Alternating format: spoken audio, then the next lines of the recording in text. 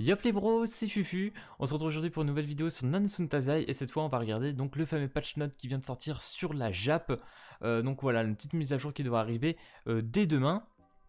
Donc là vraiment, voilà, je vous ai mis sur la partie communautaire, je pense que certains l'ont vu, donc deux nouveaux personnages qui ont été annoncés, Zaratras et surtout un personnage qu'on attendait, voilà, qu'on pensait voir pour l'un an, mais peut-être qu'il y a une autre version de lui pour l'un an, donc Zeldris, voilà les gars, c'est vraiment le moment, Zeldris arrive pour la Golden Week, un truc de fou, donc un Zeldris bleu qui va se jouer tout simplement sur des dégâts crit, donc il faudra le jouer à mon avis avec un stuff chance critique en fait tout simplement pour pouvoir profiter de ses compétences, donc on regardera ça tout de suite, donc d'abord ce qu'il faut savoir, ajout du chapitre 12.5, voilà, donc pour refarmer des stats, etc., des ressources plutôt, donc ça c'est plutôt intéressant. Ils vont nous rajouter une super boss Diane, voilà, donc nous actuellement on a le King Boss, vous le savez bien, j'espère pour vous, vous avez farmé toutes les ressources actuelles disponibles avec le King Boss, parce qu'il y a quand même pas mal de ressources très intéressantes à farmer. Bien évidemment, il y aura un classement, voilà, des récompenses de classement comme nous on a, plus vous faites de points, plus vous aurez des récompenses, et pareil avec le shop du personnage, où vous pourrez refarmer quelques récompenses, dont des skins et d'autres sources. Du coup, voilà, nouveau stuff UR, Zaratras et Zeldris. Alors ça m'étonne parce que du coup, ils nous mettent carrément les stuff UR des persos. J'ai un peu du mal à comprendre, mais bon, pourquoi pas. Ensemble de costumes sur le roi des démons, du roi de démons, voilà, Zeldris qui est trop stylé. Donc là, on va avoir tout simplement 3 skins disponibles sur lui, plus son skin UR, où il est en mode un peu chevalier, et je trouve ça trop stylé. Il est vraiment très beau. Et là, du coup, on a aussi 3 costumes pour Zaratras, tout simplement, qui ont l'air plutôt sympa, mais il faudra qu'on regarde. Je pense que celle-là avec l'armure, elle a l'air assez stylée.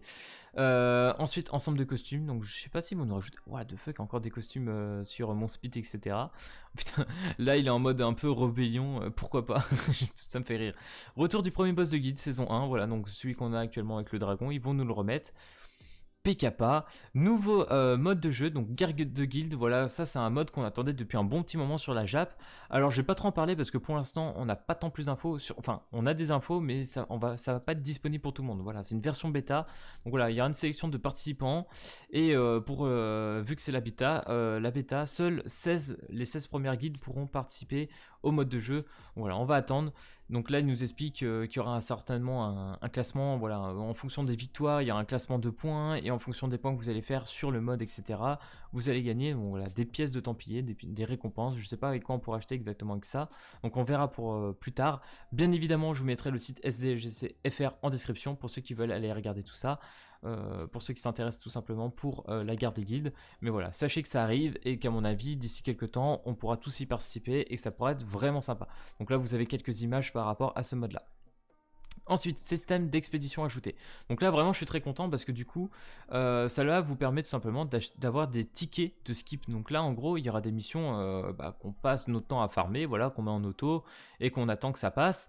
Là, vous allez pouvoir, par exemple, claquer, vous pouvez le voir ici, donc les 4, si on met 4 tickets, ça va skip, mais instantanément les missions. Et ça, c'est trop bien du coup parce que ça nous fait gagner beaucoup de temps. Au lieu de voir vos personnages en train de farmer, vous les regardez, vous attendez que tout simplement tout se farme. Et bien là, ça va tout se passer en instantané et ça c'est vraiment bien, j'attendais ça aussi depuis un moment et vraiment voilà, très content de voir ça.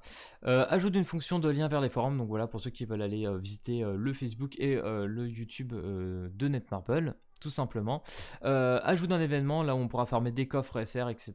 Donc ça vous connaissez très bien. Événement de diamants, voilà, pour la boutique, pour ceux qui veulent acheter des diamants, pour pool sur Zeldris entre guillemets. Amélioration des icônes dans le coin shop, donc là j'ai pas trop compris. Ok, une amélioration des icônes, j'ai pas trop vu trop de différence par rapport au coin shop, mais là par contre c'est ce qui est bien, fonction qui permet de voir les stuff équipés sur vos personnages. Donc là on voit par exemple que sur les personnages ils sont équipés tout simplement attaque def, voilà. Les premiers tickets SSR, SR, etc. passeront en partie 1 ou de race partie 1. Voilà, donc du coup, les premiers tickets qu'on avait avant vont passer sur 2 portails voilà, simultanément. Donc ça c'est plutôt bien. Il faudra voir exactement qu'est-ce que ça donne, quels sont les personnages exactement. Faudrait que je revoie ça, mais ça peut être assez intéressant. Et du coup, bien évidemment, ajout des 2 nouveaux héros, Zeldris et Zaratras. Donc déjà, vraiment, regardez-le.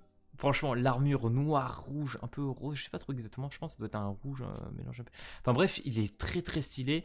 Et du coup, je vous propose qu'on regarde tout ça avec cet aspect.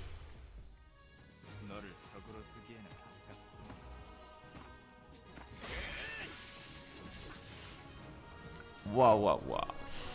C'est vraiment un trop beau gosse. Vraiment, les gars, l'aspect est génial. Et j'adore sa voix, elle fait grave un peu genre style...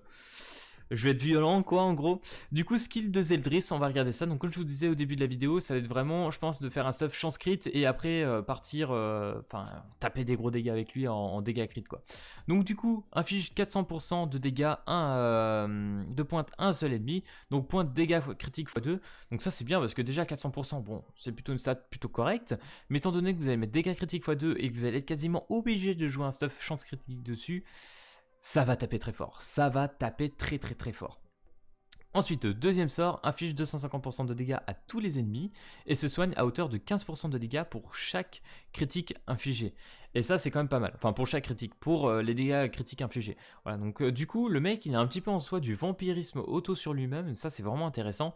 Donc 250% en AOE c'est déjà un très grand classique, on connaît bien. Et vu comment on va le se faire, bah voilà les gars il va taper quand même très très fort et on a trop hâte de voir ça. Ensuite, l'ultimate inflige 560% de dégâts de pointe à un seul ennemi. Voilà, assez classique, 560%. Et pointe dégâts critiques x2. Voilà, c'est pour ça que je vous dis qu'il va falloir vraiment le jouer en chance de coup crit. Et pas forcément mettre beaucoup de dégâts critiques parce que vous allez voir qu'avec le passif et tout, ça va vraiment devenir n'importe quoi.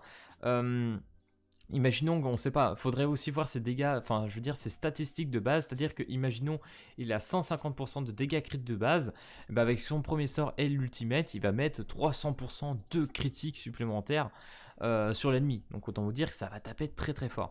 Le commandement donc réduit l'ajout d'outil de 1 et clean tous les debuffs, ça c'est super sympa quand un allié ou un ennemi bouge un skill. Donc dès que vous allez vouloir faire un rang 2 sur un rang de carte ou déplacer tout simplement une carte, et ben vous allez perdre une jauge d'ult et ça c'est assez dangereux du coup. Je pense que du coup vu que vous switchez que ça vous donne deux jauges d'ult, ça vous en donnait qu'une en fait au final.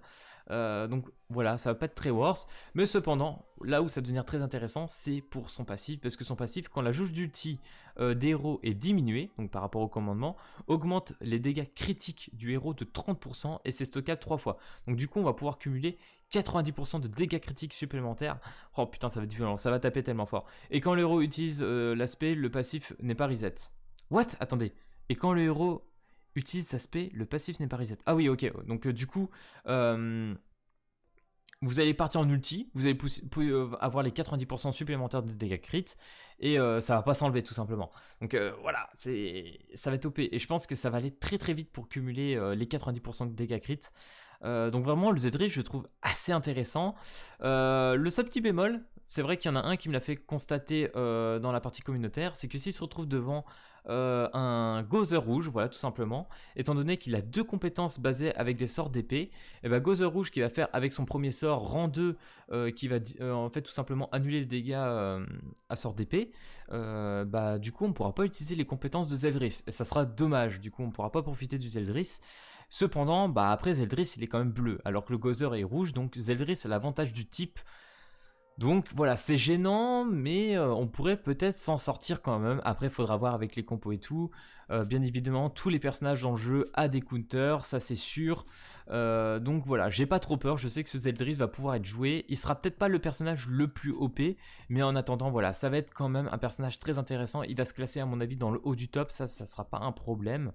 Mais voilà, je pense pas que ça sera le personnage dans les tiers SS. Voilà, vraiment, il sera pas dans les double S. Peut-être un poil en dessous. Mais vraiment, le personnage va être très très intéressant. Hâte de voir en un an si nous refont une version, je sais pas, une version rouge ou vert du Zeldris.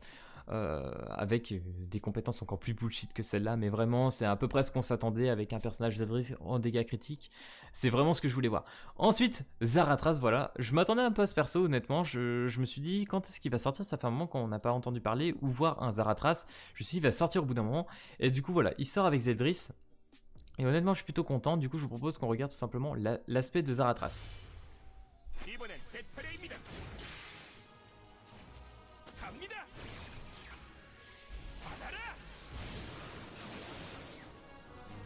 Voilà, c'est tout simplement un gros coup d'épée électrique qui va faire de gros dégâts. Ça c'est stylé, les voix sont cool, voilà, franchement le sound design des voix derrière dans les specs etc. Quand on entend les personnages parler c'est juste... à couper le souffle. Du coup, les sorts de Zaratras que j'apprécie énormément en fait, parce que du coup, inflige des dégâts de brisure égaux à 300% de l'attaque à tous les ennemis, donc déjà 300%, c'est énorme pour de la OE, et en plus de ça, brisure qui ignore la résistance. Donc voilà, une stat défensive, il va passer sur une stat défensive, et ça c'est plutôt intéressant. Donc vraiment 300% de dégâts, je suis plutôt content de voir ça sur une attaque AOE de Zaratras, donc pourquoi pas, vraiment très content de voir ça. Ensuite, deuxième sort, voilà, qui est pas non plus à négliger, inflige des dégâts de charge égaux à 500% de l'attaque à un ennemi. Donc charge ignore la défense, et là c'est encore plus pété, parce que du coup la défense, bah, c'est quand même mieux à passer la défense qu'une stat de résistance, tout simplement. Donc 500% et ignore la défense. Le Thunder Goats, voilà, le nom de la compétence, va piquer énormément. Vraiment, là, ça va faire très très mal. Et son ultimate, voilà, vraiment, les gars, la valeur de l'ultimate, je suis même choqué encore de le voir. Inflige des dégâts, donc de charge égaux à 700% de l'attaque ennemi. Et pareil, charge ignore la défense. Donc là, vous allez infliger 700% des dégâts. Je sais pas si vous vous rendez compte, 700%, c'est énorme. Et en plus de ça, vous allez ignorer encore la défense. Waouh, ça va faire très très mal. Donc là on a un passif qui marche hors PVP, donc si ce héros ne fait pas de critique à un ennemi, les autres héros verront leur dommage augmenter par le montant de chance critique que Zaratras a. Donc du coup ce que je comprends bien avec le passif, donc les autres héros, alors attendez, si le héros ne fait pas de critique, donc en gros imaginons il a je sais pas 40% de chance de coup critique, les autres héros verront leur dommage augmenter. Est-ce que c'est par exemple 40% de chances critiques supplémentaires, de dégâts, je sais pas trop exactement. Les autres héros verront leur dommage augmenter par le montant de chances critiques.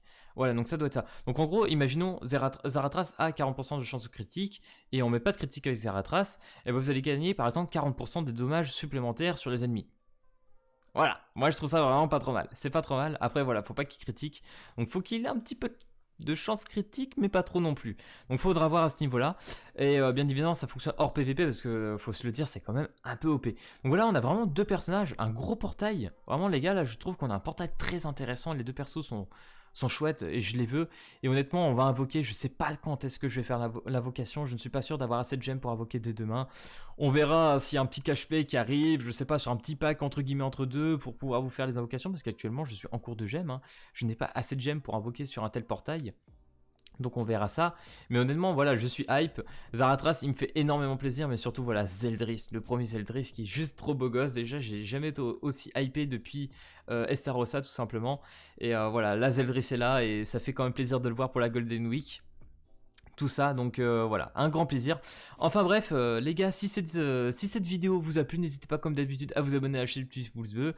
Et puis moi je vous dis à plus à la prochaine vidéo, et vivement les invocations, voilà. Allez, peace tout le monde.